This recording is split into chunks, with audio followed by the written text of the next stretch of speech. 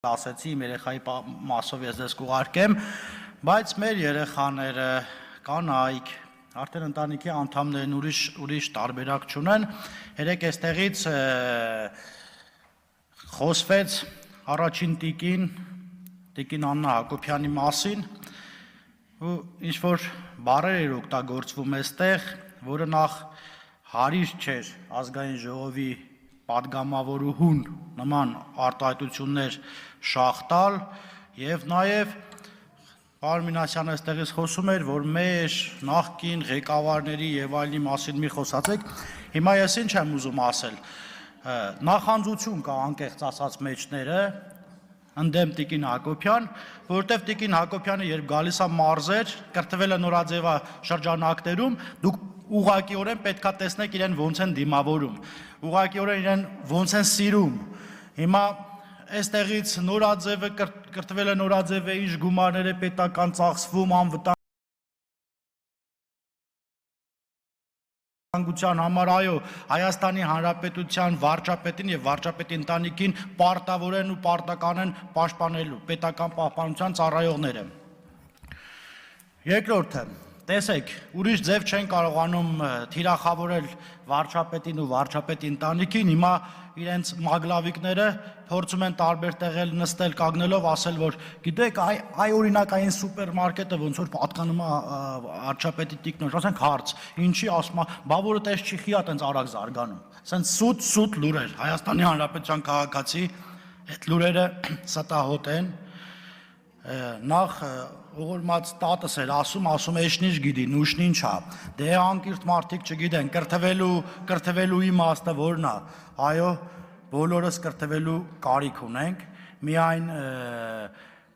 անգետ տգետ մարդն ասում, որ ինքը ամեն ինչ գիտի եւ իրեն պետք չի կրթվել եւ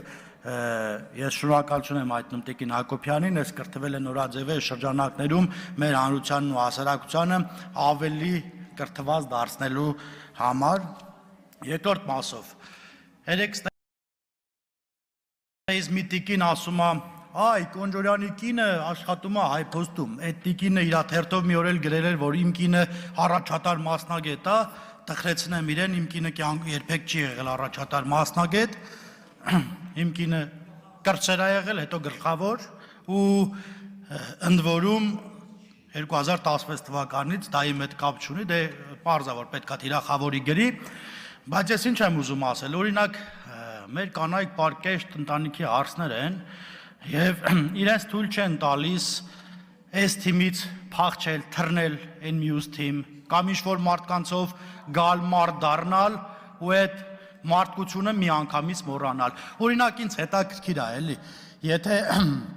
չլիներ ոմանց խավորները, նրանք չհայտնվեին իմ քայլի ցուցակում, երբևիցե կպատկերացնեն մի օր, որ կդառնան պատգամավոր, այդ ընթացքում էլ մեր մասին գրում են, այ օրինակ, որ Վարազդատ Կարապետյանը դիմում չգրեր, Նարեկ Գրիգորյան չէր հայտնվել, Նարեկ Գրիգորյանը մաքուր ձայն է տարել, ձեր հետ է մրցել, իդեպ։ Հա 4 ձեն էր երևի տարբերությունը, չգիտեմ, ամբողջ մի հսկա օլիգարխիա էր աշխատում այն ժամանակ ձեր համար։ Հարգելի ընդդիմություն, ինչքան գովերգում եք Ռոբերտ Քոչարյանին, այնքան ավելի խորն եք փորում ձեր քաղաքական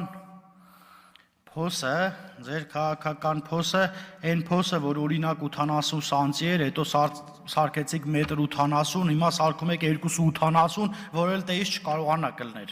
դուս գալ ու քաղաքականությամբ զբաղվել, ասում է պարոն Մինասյանը, Ռոբերտ Քոչարյանն ունի 4 միլիոն դոլար կարողություն, բա ինչի չեք բացահայտում։ Միլիարդ կներեք, 4 միլիարդ դոլար ունի, ինչի չեք բացահայտում։ Կբացահայտենք, այո, անօք եղեք։ Բա եթե չենք բացահայտում, այդ վայթե քաղաքացիական պայմանագիր խմբակցության անդամներն էին, գլուխները կախ, բերում իրենց գողոնը, հանձնում պետությանը ու մի բան էլ պակաս։ Բերելու եք, վերցնելու ենք հատիկ առ հատիկ, ոչ մի գողացող չի պլստալու։ Հասկանում եմ անհանգստությունը, հասկանում եմ նաև ոգևորությունը, դե մտածում եմ ոնց անենք, որ սրանք իշխանության չլինեն, մենք էլ մեր փողերը վայելենք, չի գողացված գումարը չի վայելվելու։ Ասում է, այստեղից են տիկինն ասում է բանա, բռնապետ կամ բռնապետիկ, հարգելի հայրենակիցներ, ես ուղղակի զարմանում եմ, էլի, կինը ոնց կարող է ասել բռնապետիկ, կներեք, տղամարդին բռնապետիկ, Հայաստանի Հանրապետության վարչապետին բռնապետիկ, երբ ինքը մի խմբակցության մեջ է, որի ղեկավարին բազմաթիվ դրվագներում մեղադրվում է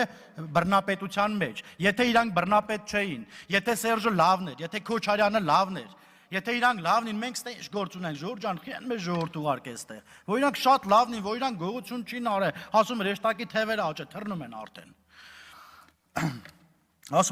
Ասում եք արմատախիլ ենք արել կոռուպցիան, չէ, արմատախիլ չենք արել, արմատախիլ ենք անում, հիմա ենք անում, ամեն օր